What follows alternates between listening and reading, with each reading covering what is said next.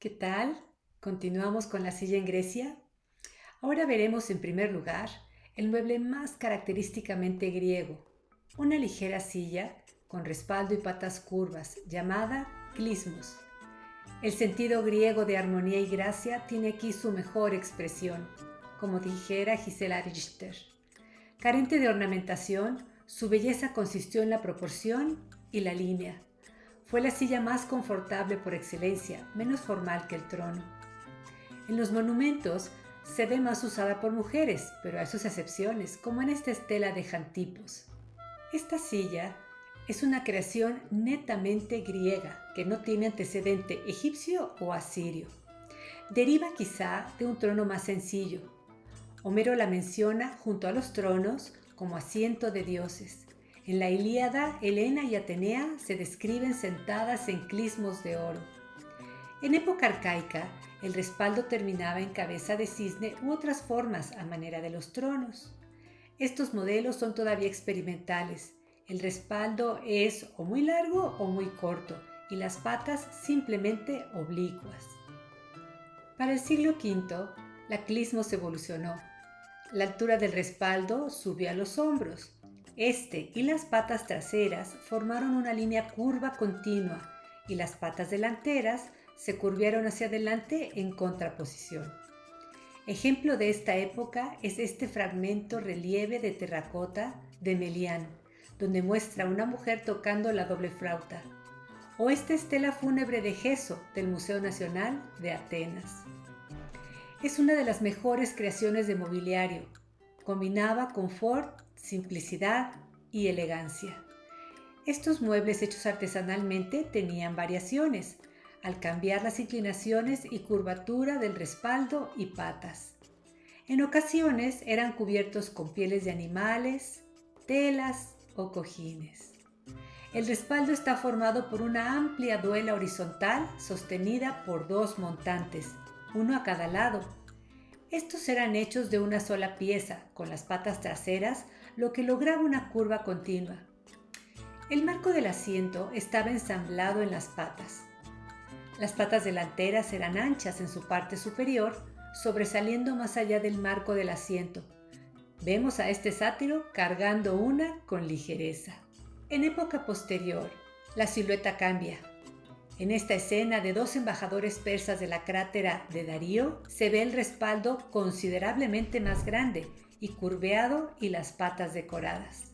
En la escultura de Marmos de Posidipus, poeta de comedia, el gran respaldo es totalmente perpendicular, desapareciendo la línea continua entre este y las patas. Este modelo continuó con mucha influencia en Roma. Un mueble más pequeño fue el taburete Difros, considerado por algunos como el menos significativo de los muebles de asiento. Aún así, ha sido usado por dioses y héroes como Poseidón sentado en uno. Varios difros están listados entre los tesoros del Partenón.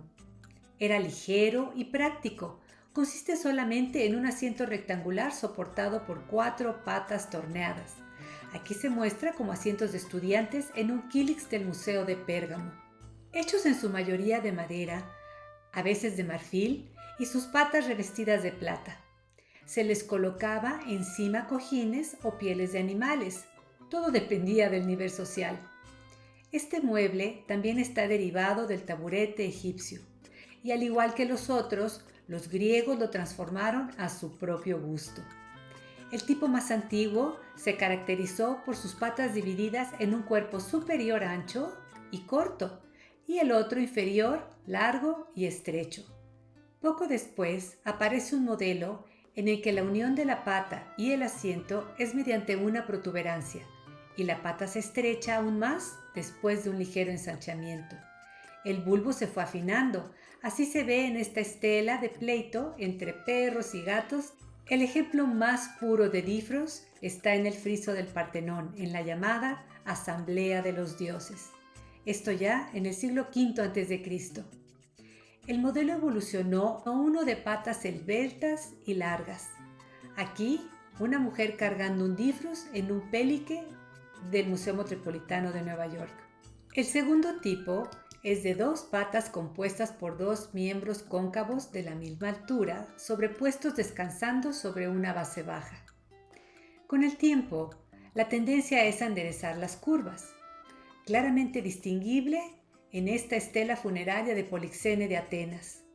Las posteriores se ornamentaron más o se adelgazaron mucho las patas. Este modelo y el de varios anillos fue de mucha influencia en Roma posteriormente. El tercer tipo fue menos popular. El diseño de las patas consistió en un miembro superior alargado y pesado, que descansan en un pie corto con lados perpendiculares. La vemos en este Difros de Hebe en el Kylix de Tarquinia. El cuarto fue muy abundante en el siglo V a.C.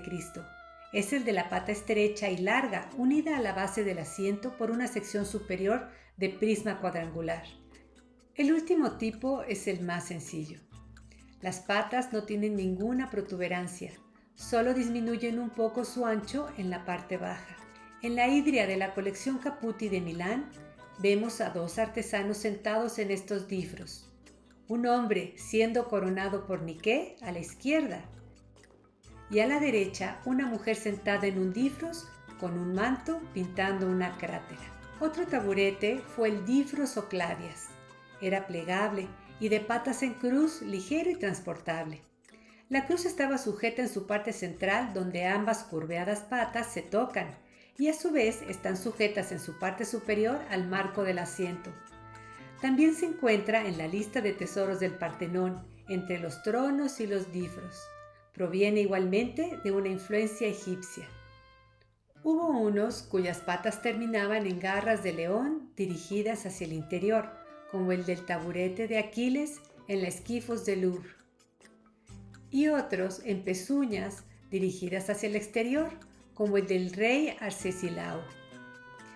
Ejemplos en escultura es la estatua de Dionisio en el Museo Arqueológico de Cerámica de Atenas y el ya mencionado relieve de pelea de perro y gato. También se ornamentaban con grecas o dibujos geométricos para enriquecer este sencillo mueble, como el usado por esta musa tocando la lira, que representa el Pixis de las musas del Museo de Artes de Boston. Hacia el siglo IV a.C., ya en período helenístico, aparecen ciertas variaciones del Difros o Claidas en los frescos de Pompeya. Aquí tenemos a Asclepio sentado en un taburete de 4 finas y curveadas patas coronadas por el marco del asiento, al cual se le colocó un cojín. Las patas no terminan en garras o pezuñas, sino simplemente en pequeños dobleces. Puede suponerse que el material es de bronce. Surgieron en el sur de Italia testimonios en cerámica de la existencia de otro tipo de difros o clavias, de patas en cruz totalmente rectas. Estas son el antecedente de los actuales taburetes plegables. Las cruces se repetían hasta 4 o 5 veces y cargan el marco amplio del asiento. Este otro ejemplo es de una vasija funeraria en la que Orfeo toca la lira al difunto. Por último, las bancas. Se llamaban batrón y eran bajas y largas para que se sentaran más de una persona. Se usaban para que la gente oyera a los filósofos en sus lecturas, para que los alumnos tomaran ahí sus clases o como asientos de honor en los teatros.